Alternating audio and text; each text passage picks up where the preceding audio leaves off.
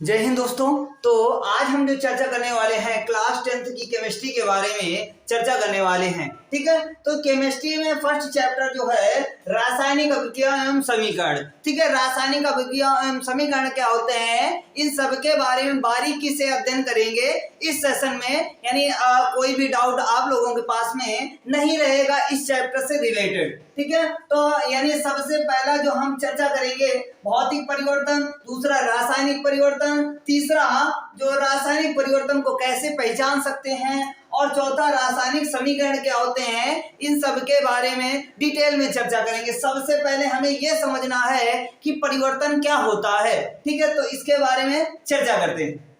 जैसा कि हम इन चित्रों में ये प्रदर्शित कर रहे हैं कि यानी किस प्रकार से परिवर्तन होता है, तो इन चित्रों में हमने क्या किया है। नंबर पहले चित्र में ध्यान से देखो, तो पहले चित्र में क्या हो रहा है, पत्ती कैसी थी, हरी थी, हरी से कैसी हो गई, पीली हो गई। ठीक है, तो इसमें क्या हुआ, परिवर्तन हुआ। दूसरा चित्र देख सकते हो, दूसरा चित्र क्या है, रबड़ को जब खींचा जाता है, रबड़ को हमने खींचा है तो खींचने के फलस्वरूप यानी वो रबड़ क्या हो गई, पतली हो गई है। इसके बाद तीसरे चित्र में देखो, तो तीसरे चित्र में क्या है, क्षण को हमने ऐसे पकड़ा और मोड़ दिया, मोड़ने के फलस्वरूप उसमें परिवर्तन हुआ क्षण में कि नहीं हुए। ठीक है, इसके बाद जो चौथा परिवर्तन है, बर्फ का पानी में बदलना, यानी बर्फ को हम रखते रहेंगे तो उसके बाद एक स्थिति ऐसे आएगी कि यानी जो बर्फ होगी वो जल में कन्वर्ट हो जाएगी। इसके बाद पांचवें चित्र में देख सकते हो कि बर्फ यानी ब्रेड का खराब होना, यानी ब्रेड क्या हुआ, ब्रेड अच्छा था, उसको रखे रहे फिर एक स्थिति ऐसे आई कि वो खराब हो गया ब्रेड। ठीक है, तो इसमें भी परिवर्तन हो रहा है कि नहीं हो रहा है। उसके बाद छठवें चित्र में देखते हैं, पत्तियों को हमने क्या कर दिया, जला दिया। पत्तियों को जब जला दिया तो इसमें भी परिवर्तन हो रहा है कि नहीं हो रहा है, यानी पत्तियां थी, पत्तियां किस में कन्वर्ट हो गई, राख में कन्वर्ट हो गई, इसमें भी परिवर्तन हो रहा है। आगे चलते हैं, भौतिक परिवर्तन क्या होता है। भौतिक परिवर्तन क्या होता है, जिसमें कोई परिवर्तन ना हो उसे भौतिक परिवर्तन कहते हैं। अर्थात जिसकी अवस्था में कोई परिवर्तन ना हो उसे भौतिक परिवर्तन कहते हैं। क्या होगा, जिसमें कोई परिवर्तन ना हो,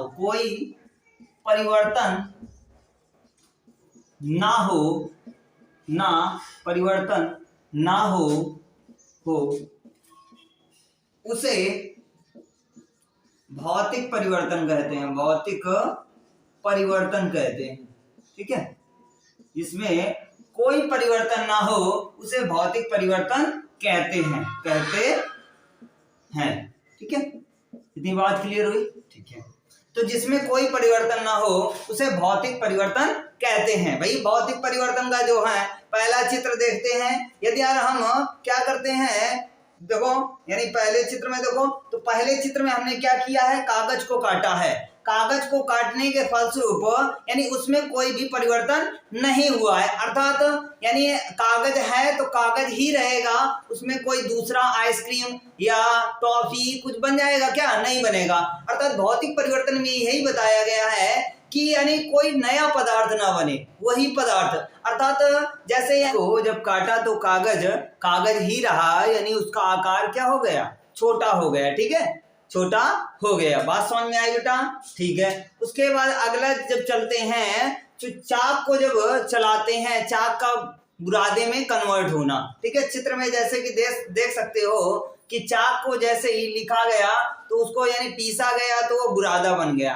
तो यानी चाक का किस रूप में, यानी कौन सा रूप परिवर्तन हुआ, भौतिक परिवर्तन हुआ। चाक बुरादे में कन्वर्ट हो गई। क्या चाक यानी बुरादे से आइसक्रीम बन सकती है या अन्य पदार्थ कोई बन सकता है, तो बुरादा है। यदि यार चाक का बुरादा है तो बुरादा ही रहेगा, उसमें कोई परिवर्तन नहीं होगा। ठीक है, जैसे कि चित्र में देख सकते हो। अगला चलते हैं, तो आगे जब चलते हैं, पेंसिल को तोड़ना, यानी जब पेंसिल को तोड़ते हो तो पेंसिल 2 भागों में या 3 भागों में डिवाइड हो जाता है, बट वो पेंसिल है तो पेंसिल ही रहेगी, यानी उसमें और कुछ चेंजेज नहीं होगा। यदि पेंसिल है तो चाक नहीं बन जाएगी, पेंसिल है तो पेंसिल ही रहेगी। आगे चर्चा करते हैं। एक क्वेश्चन है, देखो क्वेश्चन जैसे कि देख सकते हो बोर्ड में, ठीक है। तो क्वेश्चन क्या है, पेंसिल का टूटना किस प्रकार का परिवर्तन है? ऑप्शन ए भौतिक परिवर्तन, ऑप्शन बी रासायनिक परिवर्तन, ऑप्शन सी तीनों, ऑप्शन डी इनमें से कोई नहीं या कोई नहीं, ठीक है। तो इसमें कौन सा परिवर्तन होगा? तो फर्स्ट नंबर का जो सही होगा, ए नंबर सही होगा, क्या? भौतिक परिवर्तन। क्या सही होगा? भौतिक परिवर्तन, ठीक है। क्या सही होगा? भौतिक परिवर्तन, ठीक है। बात समझ में आई? क्या करते हैं रासायनिक परिवर्तन? रासायनिक परिवर्तन होता क्या है? जिसमें कोई नया पदार्थ बने, जिसमें कोई नया पदार्थ बने उसे रासायनिक परिवर्तन कहते हैं। इसकी परिभाषा क्या होगी? वह परिवर्तन जिसके द्वारा कोई नया पदार्थ का निर्माण हो उसे रासायनिक परिवर्तन कहते हैं, ठीक है। जैसे कि फर्स्ट चित्र में देख सकते हो, फर्स्ट चित्र में क्या है भाई? जैसा कि चित्र में देख पा रहे हो, लकड़ी, जैसा कि लकड़ी को हमने क्या किया? जला दिया, जला दिया, ठीक है। लकड़ी को हमने जला दिया, वो किस में कन्वर्ट हो गई? राख में कन्वर्ट हो गई। किस में कन्वर्ट हो गई? राख में। तो यानी लकड़ी का राख में परिवर्तन क्या कहलाएगा? रासायनिक परिवर्तन। अर्थात लकड़ी से हमें क्या प्राप्त हुआ? राख। तो क्या राख से लकड़ी प्राप्त कर सकते हो? नहीं, ये संभव नहीं है, ठीक है। तो इतनी बात क्लियर हुई, ठीक है। जैसा कि हम देख पा रहे हैं चित्र में, दूध से दही का बनना। ये भाई दूध है, ठीक है। दूध, दूध से हमने क्या बनाया? दही। दही क्या बना है? दही।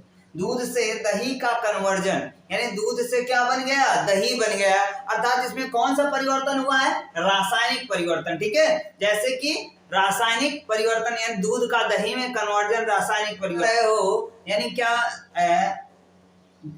अंडे से, यह है अंडे और पंडे का कमाल। अंडे से क्या बनाया गया? आमलेट। क्या बनाया? आमलेट। जैसा कि चित्र में देख पा रहे हो, अंडे से क्या बनाया गया? आमलेट बनाया गया, ठीक है। अंडे से क्या बनाया गया? आमलेट बनाया गया। तो यानी अंडे है, अंडा किस में कन्वर्ट हो गया? आमलेट में कन्वर्ट हो गया। इसमें कौन सा परिवर्तन हुआ? रासायनिक परिवर्तन, ठीक है। तो रासायनिक परिवर्तन के बारे में सबको समझ में आई बात, ठीक है। तो आगे चलते हैं, ठीक है। रासायनिक परिवर्तन के कुछ ट्रिक्स देख लेते हैं। तो ट्रिक्स क्या होती हैं? जलना, जलाना, दहन, ठीक है। जलना यानी किसी चीज में, यानी जल रही है या किसी चीज को जलाया गया है, तो उस स्थिति में जो परिवर्तन होगा वो रासायनिक परिवर्तन ही होगा। जैसे भैया हमने किसी चीज को जलाया, जैसे कागज को जलाया, कागज किसमें कन्वर्ट हो गया? राख में। उसके बाद जलाना, जलना, जलाना और दहन, ठीक है। जैसे यानी हम अपने बालों को जला दें तो वो दूसरे यानी कन्वर्ट हो जाएंगे कि नहीं कन्वर्ट हो जाएंगे दूसरे रूप में, ठीक है। अब दहन में क्या होता है? दहन में एक विशेष गुण होता है। ये दहन की प्रक्रिया तभी संभव है जब यानी ऑक्सीजन की उपस्थिति होती है। यानी बिना ऑक्सीजन की उपस्थिति में दहन की जो प्रक्रिया है, इस दहन शब्द का मतलब ही यही होता है कि यानी ऑक्सीजन की उपस्थिति, ठीक है। यदि इसके लिए हमें ऑक्सीजन की जरूरत पड़ती है, यानी दहन बोला गया अर्थात ऑक्सीजन की उपस्थिति है, ठीक है। तो आगे हम चर्चा करेंगे अगले परिवर्तन की परिभाषा। It is very very important, ये बहुत ही इंपॉर्टेंट है, बहुत बार परीक्षाओं में पूछा जा चुका है। तो यानी रासायनिक परिवर्तन क्या होता है? ऐसा परिवर्तन जिसमें एक या एक से अधिक नया पदार्थ बने उसे रासायनिक परिवर्तन कहते हैं या रासायनिक परिवर्तन कहलाता है, ठीक है।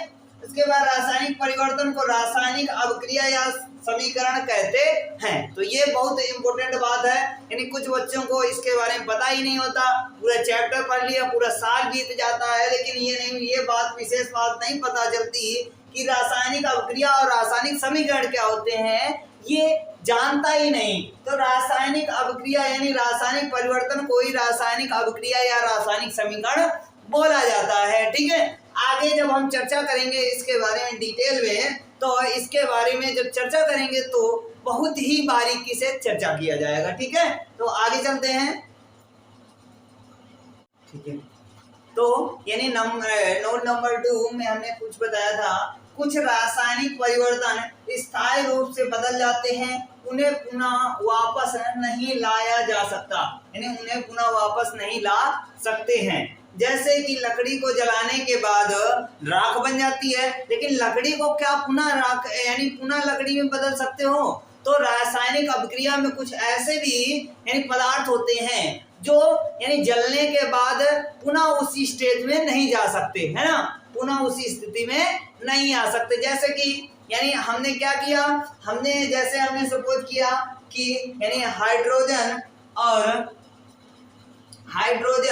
और ऑक्सीजन को मिलाकर हमने क्या बनाया, जल बनाया। तो क्या जल को हम पुनः इसमें कन्वर्ट कर सकते हैं? तो ये संभव नहीं है, ठीक है, ये संभव नहीं है। तो उसी प्रकार से लकड़ी को पुनः उसी स्टेज में क्या परिवर्तित कर सकते हैं, लकड़ी को लकड़ी में कन्वर्ट कर सकते हैं जलाने के बाद, तो उसमें राख में कन्वर्ट हो जाएगा, यानी रासायनिक परिवर्तन तो होगा, मगर यानी जो वस्तु प्राप्त हुई है वो वस्तु पुनः उसी स्टेज में नहीं मिलेगी। यानी रसायन विज्ञान के फर्स्ट चैप्टर के यानी रासायनिक परिवर्तन और भौतिक परिवर्तन क्या होते हैं, इन सब के बारे में चर्चा हमने की और चित्र सहित तुम्हें समझाने का प्रयास किया, ठीक है। तो यदि यार ये जानकारी पसंद आई है तो अपने दोस्तों के साथ में शेयर कीजिए, लाइक कीजिए, सब्सक्राइब कीजिए और यानी जितना से जितना हो सके अपने दोस्तों को ये जानकारी अवश्य करवाएं। क्लास 10th में चूंकि परीक्षा की दृष्टि से बहुत ज़्यादा इम्पोर्टेंट हम टॉपिक लेकर आए हैं, तो इस टॉपिक को यदि अगर पढ़ लोगे तो मैं केमिस्ट्री में उम्मीद करता हूं कि इससे रिलेटेड यानी सारे के सारे क्वेश्चन तुम्हारे सॉल्व हो जाएंगे और कोई भी समस्या नहीं आएगी, है ना। तो यानी जितना भी हो सके दोस्तों के साथ में शेयर कीजिए। हम अगले सेशन में आप सभी को अगले नए टॉपिक के साथ में, नई परिभाषाओं के साथ में, इसी चैप्टर से रिलेटेड अगले सेशन में लेकर आएंगे। तो जय हिंद, नमस्कार, ठीक है, तो राम राम।